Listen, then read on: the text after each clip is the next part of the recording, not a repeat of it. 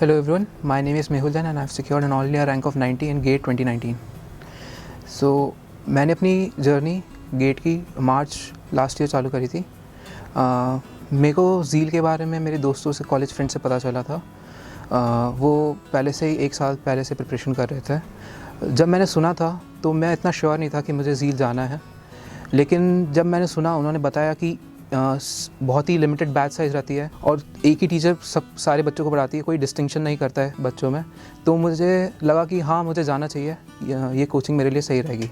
जब मैंने ज्वाइन किया था, जब तक मैं थोड़ा लेट हो गया था, तो कुछ सब्जेक्ट्स में कुछ टॉपिक्स मेरे छूट गए थे। जैसे डिस्क्रीट मैथमेटिक्स जब तक हो गया था कोचिंग पे, तो वो मैंने खुद से प्रिपेयर किया था।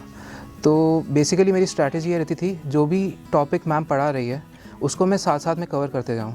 जैसे मैम अगर कुछ कंप्यूटर नेटवर्क्स पढ़ा रही है तो उस टॉपिक को मैं मैम के साथ ही प्रिपेयर करते जाऊँ और उसके मॉड्यूल्स और क्वेश्चंस उसी टाइम सॉल्व कर लूँ, तो मैं उस टॉपिक में कॉन्फिडेंट रहता था जब अगर मैं उसके क्वेश्चंस सॉल्व कर लेता था। तो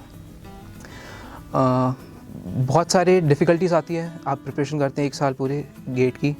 तो मेरे लिए सबसे मेजर जो मेरे लिए कंसर्न था वो कॉलेज था, क्योंकि हमारा कॉलेज बहुत स्ट्रिक्ट रहता था, अटेंडेंस के बेसिस पे बहुत स्ट्रिक्ट रहता था। तो हमको कम से कम 75% मेंटेन करनी पड़ती थी, तो उसके लिए असाइनमेंट्स वगैरह लिखने पड़ते थे, तो बहुत टाइम उसमें जाता था। तो 7th सेमेस्टर को मैनेज करना गेट के साथ बहुत मुश्किल था मेरे लिए। यही सबसे बड़ा चैलेंज था मेरे लिए। एक और चीज़ जो मैं सबसे पहले आपको बताना चाहूँगा कि जो एग्ज़ाम होती है कॉलेज की, और उसको गेट के साथ मैनेज करना बहुत डिफ़िकल्ट होता है, क्योंकि जो टॉपिक 7th सेमेस्टर में रहते हैं वो बिल्कुल अलग रहते हैं गेट के सब्जेक्ट से।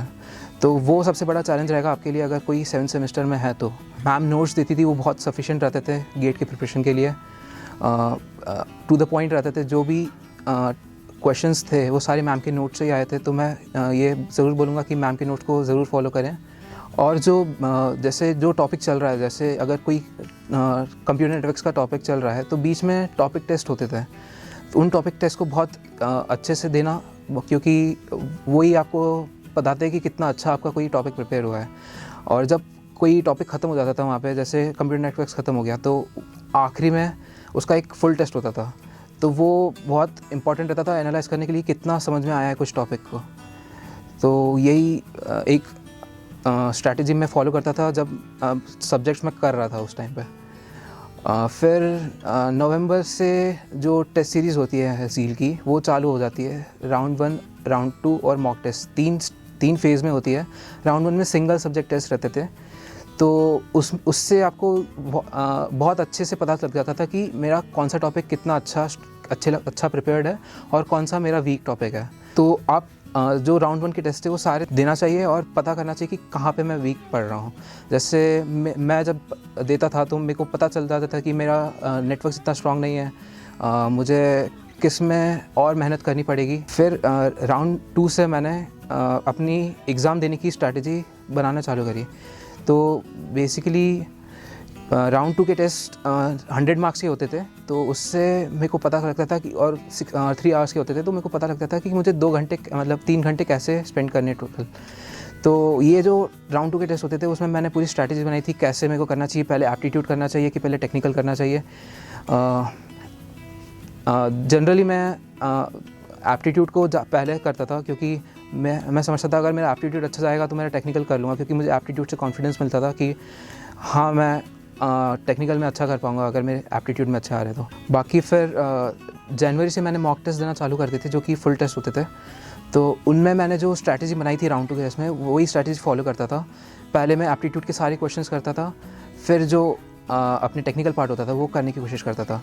ज़्यादा फोकस मेरा एक्यूरेसी पे रहता था, क्योंकि अगर मैंने ज़्यादा नेगेटिव एग्ज़ाम में कर दिया तो बहुत फ़र्क पड़ता है। अगर मैंने 2-3 क्वेश्चन भी गलत कर दिए तो रैंक सीधे पीछे हो जाती है। इसलिए बहुत ध्यान से मैं करता था कि मेरे को कौन से क्वेश्चन अटेम्प्ट करना है। फिर आती है एग्ज़ाम देने के दिन।